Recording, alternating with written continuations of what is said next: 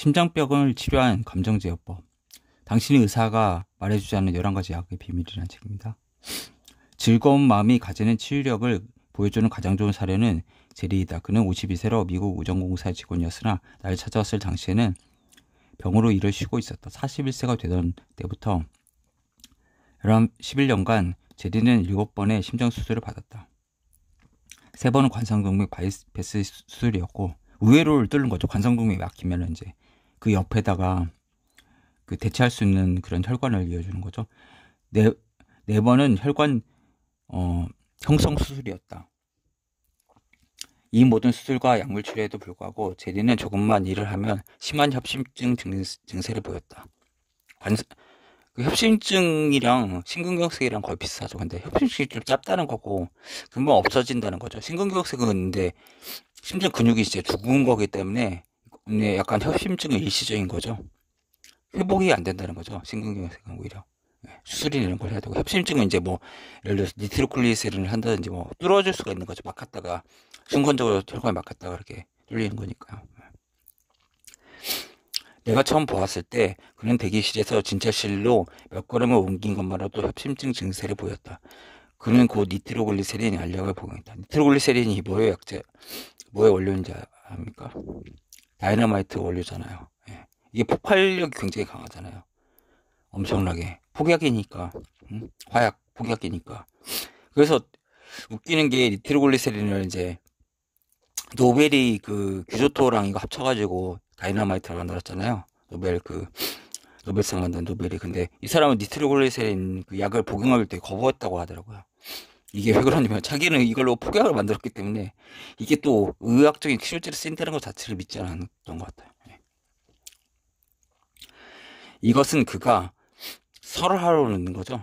네, 서브링규얼 그 혀 밑에 넣는 거죠. 언제 뭐 그걸 할 수도 없잖아요. 뭐 위에 삼키면은 그 소화돼야 되니까. 그가 복용하고 있던, 그러니까 심장 그 혈관이 폭발되니까 넓어지니까 갑자기 뚫려버리는 거죠. 그 막혔던 것들이. 그가 복용하고 있던 11가지 처방 약물 중 하나였다. 이들 약물 중 일부는 다른 약의 부작용을 완화하기 위해 만들어진 것이었다. 제리는 심각한 심장 기능 장애를 겪고 있었다. 이들 약물은 그의 약한 심장이 그의 생명을 유지하는 데 필요한 것이었다. 제리는 심장병이 너무 심각해서 심장 이식 수술을 기다리고 있던 중이었다. 그런데 제리의 상황에서 대단히 흥미로운 점은 그가 전형적인 테스트로 확인할 수 있는 위험 요인을 전혀 가지지 않았다는 점이었다. 콜레스테롤 수치도 정상이었고 혈압도 비교적 낮았으며 담배도 피지 않았고 과체중도 아니었다. 오랫동안 그를 치료한 의사들은 그가 그토록 심각한 심장질환을 가지게 된 이유를 설명하지 못하고 있었다. 그러나 내가 그 원인을 알아내는 데는 그리 오래 시간이 걸리지 않았다. 제리는 대단히 상냥하고 태도가 부드러운 사람이었다. 하지만 자신의 화를 억제하는 능력을 어떻게 평가하는지 묻자 그는 종종 미친 듯이 화가 난다고 말했다. 그가 우정공사 직원이라는 것이 참으로 아이러니했다. 그는 자신이 대단히 성급하며 그러한 성격이 인생에서 아주 큰 문제였다고 말했다. 나는 무엇이 그를 미친 듯이 화가 나도록 만들었는지 예를 달라고 부탁한 실수를 봅니다. 정말로 자신을 발끈하게 한 몇 가지 일들을 말하던 그는 얼굴이 붉어졌고 목과 이마의 혈관이 튀어나왔으며 목소리가 커졌다. 이렇게 열변을 토하기 시작한 지 얼마 지나지 않아 그는 또다시 니트로글리세린 알약을 털어넣기 위해 말을 멈췄다. 그때 나는 그가 자신의 분노를 제어하지 못하는 것과 심장병과 관계를 이해하게 도움이 될 수 있는 기회를 잡았다. 내 설명을 들은 그는 처음에는 상당히 저항했다. 내가 그저 천연약물 몇 가지를 처방해 줬으면 하고 바랐기 때문이다. 그에게 몇 가지 보조 생식법을 제안하긴 했지만 나는 그의 건강을 증진시킬 진정한 해결의 열쇠는 그로 하여금 자신의 감정을 객관적으로 관찰하게 하는 것이라 생각했다. 그를 납득시키는 것은 쉬운 일이 아니었지만 다음 몇 번의 진찰을 통해 그는 마음을 열고 내 생각을 받아들이게 되었다. 제리에게 처음으로 처방해 준 것은 유명한 심장학자인 스티븐 시나트라의 책 마음의 상처와 심장병 질환 하트 브레이크 앤드 하트 디지즈였다.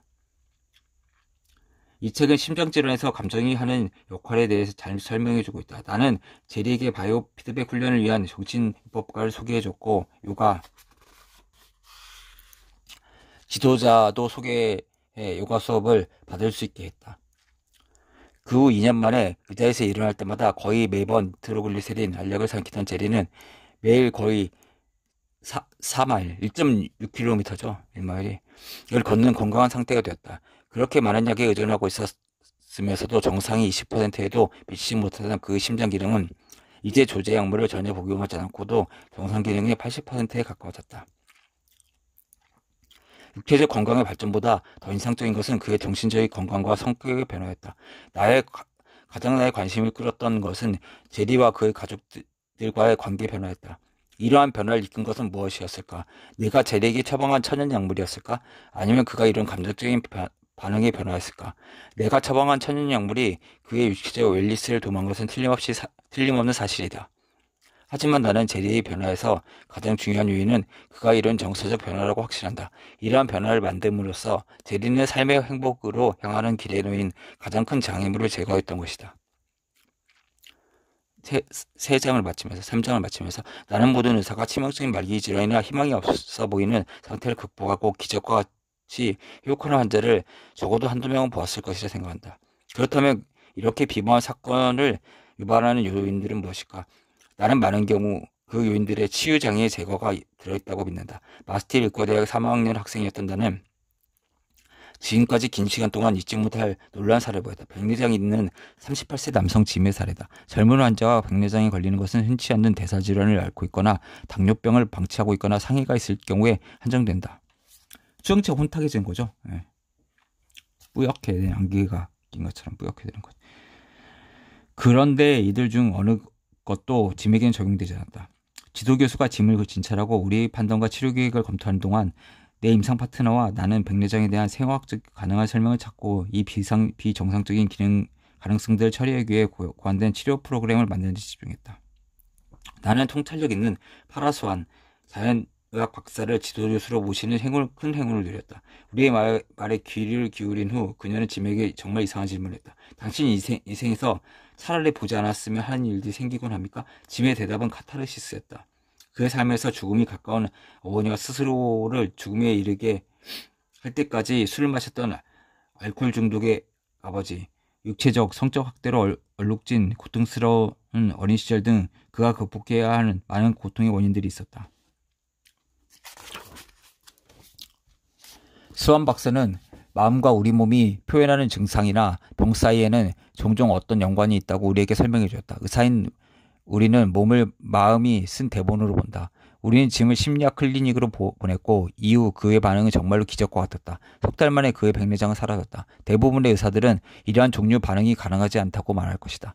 나 역시 그런 생각을 가지고 있었다. 그러나 인간의 몸은 치유의 장애가 제거되면 스스로 치유하는 놀라운 능력을 가지고 있었다. 이게 어떻게 보면 심리학적인 패러독스라고 해야 되나요? 약간 그런 거죠. 그러니까 살이 비만 환자도 살을 찌게 하는 그런 원인을 가지고 있게 되는 거죠. 예를 들어서 저 같은 경우도 이 되게 뚱뚱한 여자가 왔었는데 보니까 남자친구랑 헤어지고 인공적으로 낙태하고 결혼도 못하고 이러니까 자기를 학대하려고 이렇게 살을 찌우는 여자도 있었더라고요. 보니까 뭔가 이 원인이 있는 거죠. 살을 빼지 못하는 원인. 아니면 뭐 성폭행을 당했으니까 난 못생겨져야 되니까 이렇게 막 먹어가지고 여자들이 뭐 살이 찔 수 있는 경우도 있고 여러 가지 다양한 그런 가능성들이 있는 거죠. 아니면 뭐 취업하기 힘드니까 예를 들어서 이렇게 생각할 수 있죠. 내가 뚱뚱하면은 면접에서 이렇게 탈락하니까 오히려 나는 뚱뚱하니까 나는 취업 못했어. 이런 보상을 바라고 세컨더리 게인을 얻기 위해서 하는 경우도 있잖아요. 예. 이런 것들을 잘 감별을 해야 될 것 같습니다. 그러니까 예를 들어서 뭐 교통사고 같은 경우는 보험이 있잖아요. 보험회사에 해주니까 안 낫는 거예요. 아무리 해도 열심히 치료해도 보험금 받아내야 이 사람이 퇴원하는 거예요. 좋아졌다고 얘기하고 계속 안 낫는 거예요. 그러니까 여기 아프다 저기 아프다 계속. 물론 이제 한의학적으로는 뭐 담음이나 오열로 설명할 수 있겠지만 그렇게 되는 그런 2차적인 이득이 뭔지 왜 이렇게 됐는지 이런 장애가 뭔지 이런 것들도 같이 연구를 한번 해봐야 될 것 같습니다.